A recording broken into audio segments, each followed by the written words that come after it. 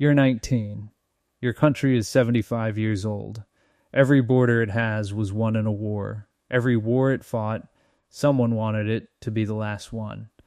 You grow up knowing this the way other kids know the weather. Not fear, just fact. The country exists because people before you made sure it did. And the people who want it gone haven't stopped. Your uncle doesn't talk about what he did in the military. Not the job, not the years, just, I did what was needed. At 18, you serve like everyone does, but in your second year, a man sits across from you after a fitness evaluation. He doesn't explain who he is. He asks one question. Do you want to do the work that doesn't make the news? You say yes before he finishes the sentence. This is your life, every rank, every operation that officially never happened.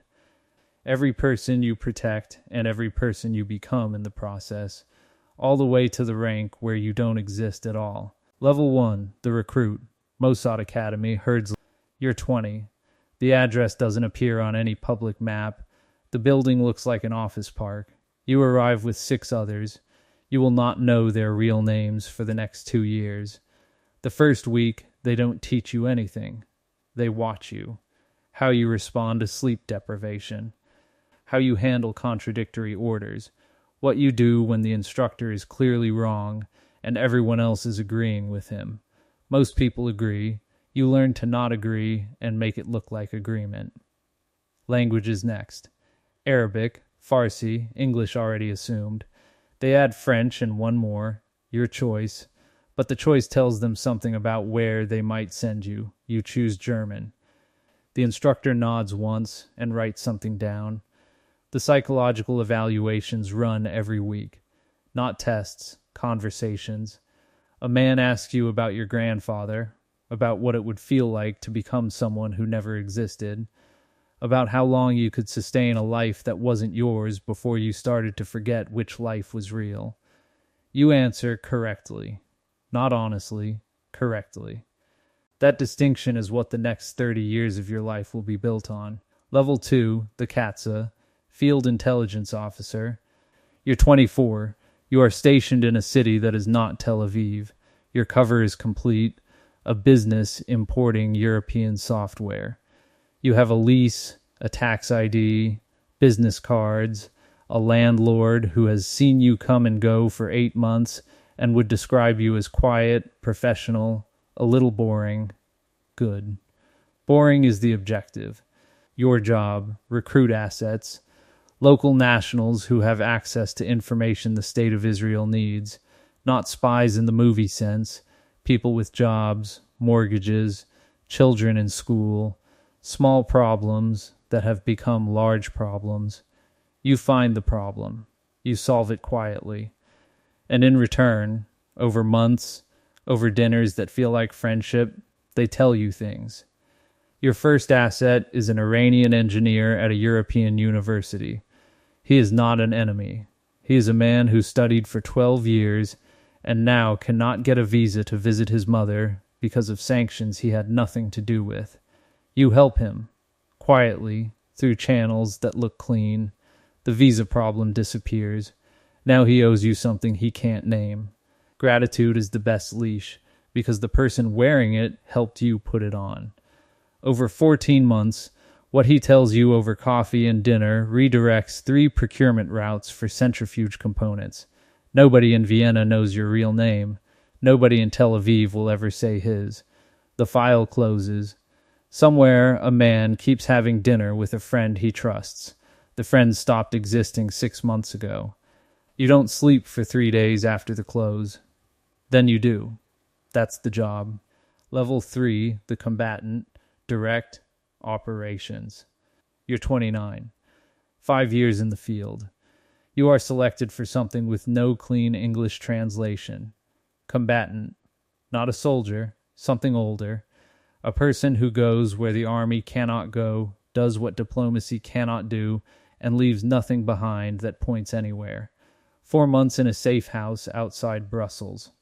How to enter a country carrying nothing that shouldn't be there. How to leave the same way.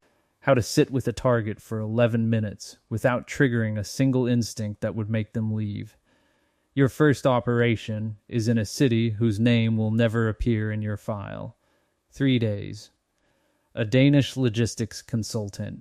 Danish passport, 4 years of entry stamps, a LinkedIn profile with 340 connections, a hotel loyalty card with booking history going back to 2019.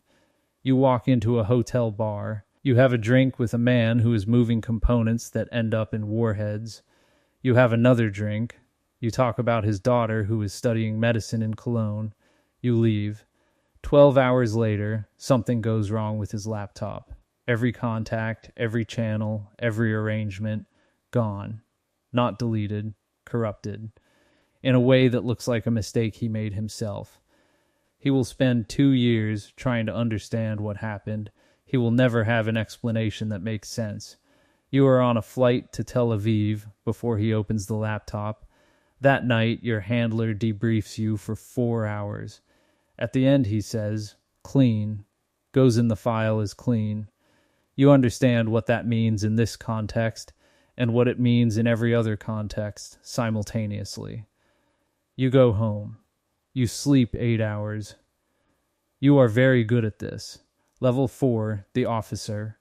Running the room. You're 35. You run a unit now. 6 Katzas in the field across 4 countries. Their files are in your head, not on a server. The weight of this level isn't the operations. It's the decisions. You are the person who decides whether the asset in Stockholm is compromised or just nervous, whether the window in Istanbul is real or a provocation, whether a piece of intelligence is worth the exposure it takes to act on it. You get one wrong. Not catastrophically. Nobody dies. But an asset you assessed as stable makes contact with a Hezbollah intelligence officer, and the next week the officer changes his route, his phone, his schedule, meaning someone told him something, meaning the asset told him something. You burn the asset. Standard procedure. But you know what burning means. A man in his 40s with a family and a job that now has a different kind of attention on it. Not your problem officially. Very much your problem at 3 a.m. You file the assessment. Your assessment of your own failure. In this organization, you write the report on yourself. You are asked what you missed. You answer honestly, because they already know, and the only question is whether you do. Your clearance is not reduced. Your unit is not reassigned. You are given a harder case the following week. That's how they tell you they still trust you. Level 5, the senior officer. The operations table. You're 42. You attend meetings where the decisions have names attached, not code names, real names. People whose deaths you are asked to authorize or prevent, sometimes simultaneously, not morally different. You made your moral decision at 20 in Herzliya. Structurally different. You are no longer executing, you are deciding. The gap between deciding and executing is where the weight accumulates. There is a Kedon operation under discussion. Kedon, the tip of the spear, the operational assassination unit. A scientist in a country you cannot name is 18 months from solving a problem that makes every border you grew up understanding as permanent suddenly theoretical.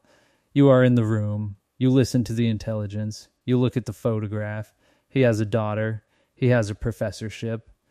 He has a conference in Vienna next spring. You say the intelligence is sound. The window is the conference. 3 months later, a man dies of what the press calls a sudden cardiac event in a hotel corridor. The press moves on by the weekend. You don't attend the debrief. You were never part of this conversation. That's the level. The thing that protects the country also protects you from what it costs to protect the country. The insulation is the rank. The rank is the distance. The distance is what makes it possible to keep doing it. But distance accumulates too. Level 6. The department head. You're 49. Your name exists on exactly 3 documents inside the organization. Everyone else who works in your building knows your function, but not your file. You don't run operations anymore. You run the architecture that operations run inside.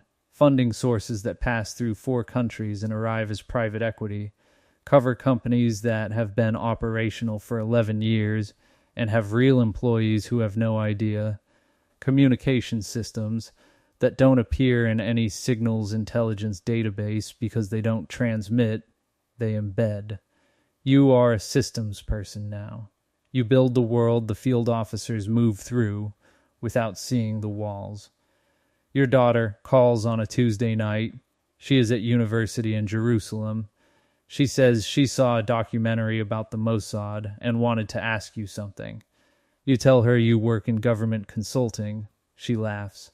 Dad, she says, I'm not 12. You don't confirm anything. You never confirm anything. But in the silence, she hears what she needs to hear, and you hear her decide not to push. She says, just, are you okay? You say yes. It is not a complete answer. It is the only answer available. You hang up. You sit for a moment in the kitchen in the dark.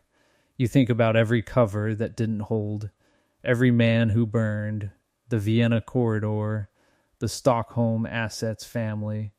Then your phone buzzes. You pick it up. The work doesn't pause for the sitting. You are 58. You are retired in the way that people in this service retire, which is not fully and not publicly and not without ongoing obligations that have no formal name. You live in a city that isn't Tel Aviv, a quiet street, a dog, a garden that you tend with genuine attention because it is the one thing in your life that has never required a cover story. Your son visits on Fridays. He knows nothing. He thinks you were in finance. He has your eyes and a directness that sometimes makes you look away. You hope he never asks to do the work that doesn't make the news. You hope it, and you know the country will need people who say yes. That's the thing you can't resolve and have stopped trying to. Some questions are the kind you live inside. Somewhere right now, a 20-year-old is sitting across from a man who doesn't explain who he is. The question is being asked. Do you want to do the work that doesn't make the news? And the answer is already yes. It was always going to be yes. The machine that keeps the country alive never stops looking for the next person willing to stop existing to protect the people who get to exist completely. It just keeps finding them.